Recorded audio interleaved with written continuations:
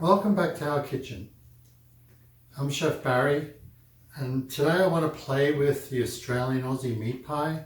I want to do it a little different. Trying to use our Breville sandwich grill, and not sure if it's going to work. I'm confident it will, and if it does, we'll see on the other side of this video. I have 3 pounds of lean ground beef, 2 medium yellow onions, tablespoon of garlic, tablespoon of paprika, teaspoon of mixed herbs, and some bouillon base that you can just get at the store. And first we're going to dice our onions.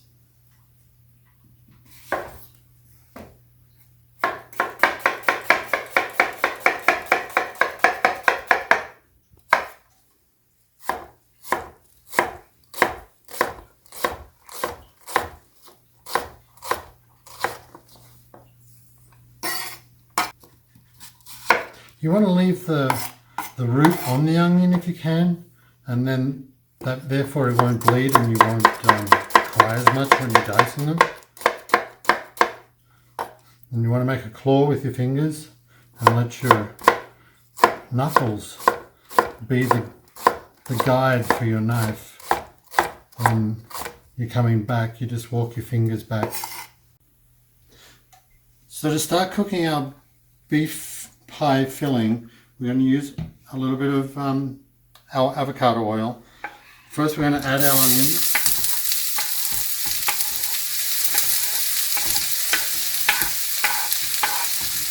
We're going to saute these until there's a little bit of color in them, and then we'll add our spices. So we've cooked our onions, now we've sauteed them up and they're just starting to color now. So now we're going to add our tablespoon of crushed garlic, saute that in, a tablespoon of Hungarian paprika, and a teaspoon of mixed dried herbs, or herbs de Provence. I'm going to stir those in. Then I'll add our ground meat. We have 3 pounds. You're going to make a lot of filling here, but that doesn't matter. Meat pies are good. And we're just going to break that up and let it brown and crumble up before we add our beef stock and water to let it cook.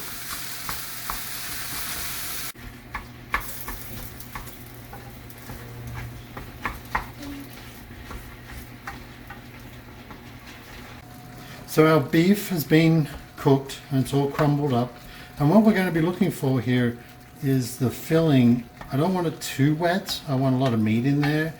More meat, less gravy. It's always great for a meat pie. What I'm adding now is an organic beef base bouillon. I'm just adding, a tablespoon and a half of that in there, just to give it that bit of extra rich bouillon based flavor. Then I'm going to add a little water, and like I said, not too much. We're just looking for enough for this to cook out. Just going to top it up like that, and it's going to cook out and for about another 30 minutes. We'll let that meat stew, and I'll do it slowly with the lid on, and then once that's cooked in, we'll come back and we'll thicken it slightly.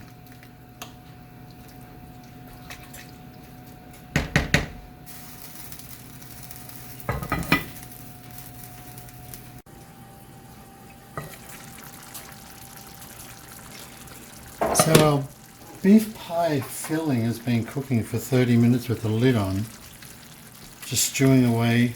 The seasoning is good, it tastes great. Depending on your beef stock, we use the organic beef stock that's been made from seasoned roast beef. If you use like a Maggi style beef stock, it will be a lot more salty. So you may just want to check your seasoning and correct it before we thicken it. This one tastes great.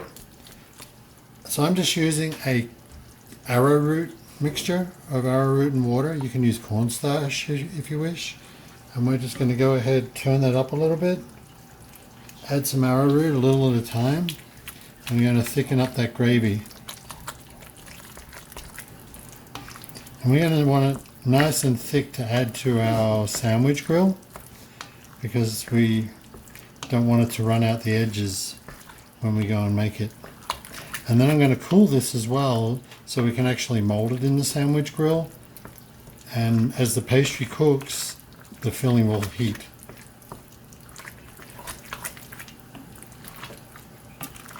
That looks pretty good now. It's nice and thick.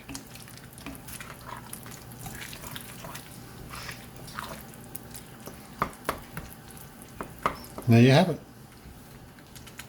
Our beef pie filling that we made, we've cooled it down and it's ready for us to mold in our sandwich grill. We're just going to use a ready to bake pie crust that you can buy in the store. This is a shortcrust pastry, and we're going to put that on the bottom and the top of our meat pies that we're doing in the sandwich grill. So what we want to start doing is you want to start with a coal grill. I've tested this already, and we don't want to have it already warmed up because we don't want our pastry to preheat up in there. For when we add our pie filling, it'll only create holes and it'll stick. So we're going to take our pie crust filling and we're just going to lay it over. And you want to lay it over loose because we want it to go inside these holes, the depression where our meat is going to sit. And the excess pastry we're just going to cut off here. So we're pressing it around, forming that mold that's in the sandwich grill that you can see, and that's where our meat's going to go. And you can see you've got the depression in the top and the bottom. So we're going to be molding this. So for any Australians that live overseas and you're missing that meat pie, but you don't want to go to that, having pie tins, etc., I think most people have probably got a sandwich grill. So coming up with this and making it work, this video will show you how to do that. So we're filling in our pie crust on the bottom. Just want to go ahead and trim the edge. This excess pastry you can just use for your next pie later on.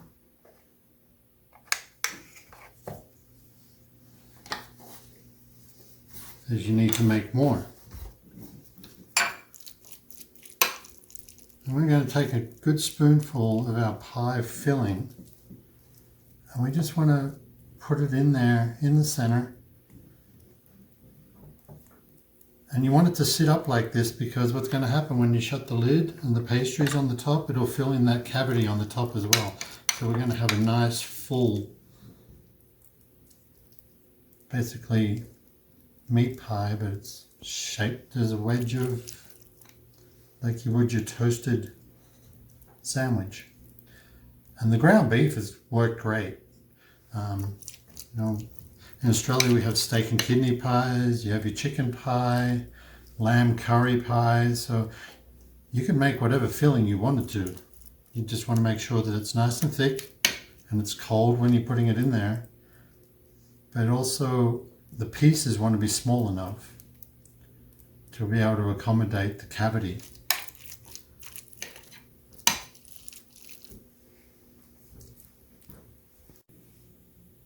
So we've filled all our cavities up and there's a good amount of meat in there. Nice little dome. So now we just need to add our top, and these pie crusts, they naturally just come rolled and they're round. I'm going to take a little bit of egg wash and we want to make sure that we're going to just put a little egg wash around where it's going to seal on the top and the bottom, on all the lines where each pie is going to be joined.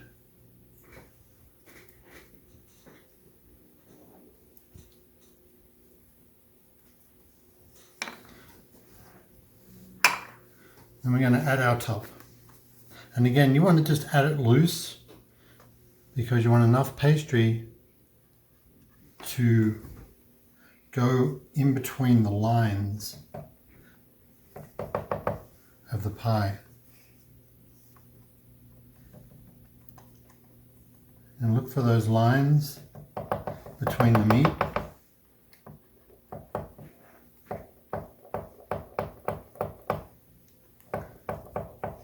The downside is you can only make 4 at a time, unless you have a bigger sandwich grill.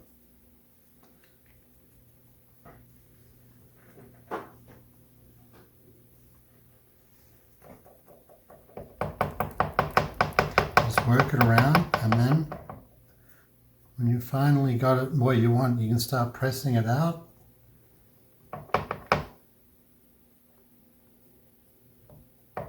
And cutting that pastry.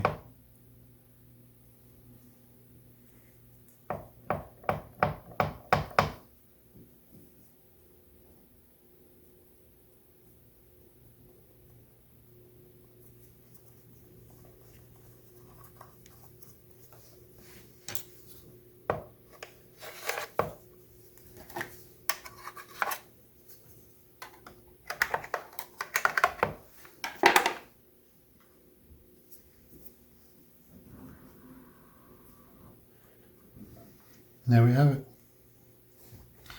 If you end up with a little cut or a little break in it like I just did, I would just brush that with egg wash, cover it up with a little patch, and we should be good.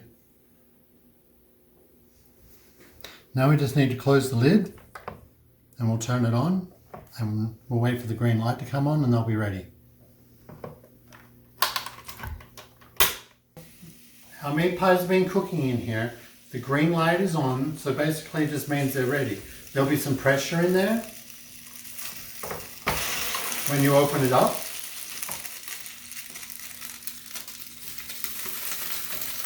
And there they are.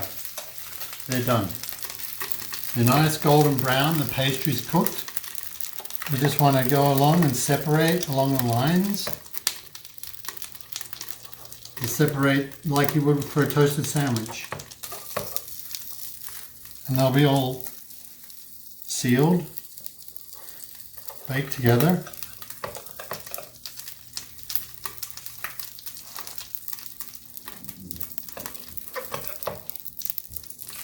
And they're basically going to be your own little individual Aussie meat pies done in a sandwich grill.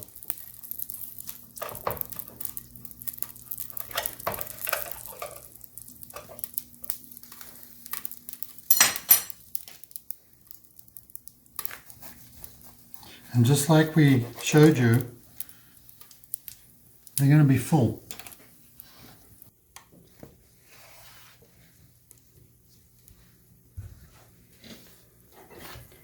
Oh, and that's the other downside to the Aussie meat pie in a sandwich grill. Your Aussie kids are going to love them that much that you'll need to make more. I hope you enjoy it though. Take care.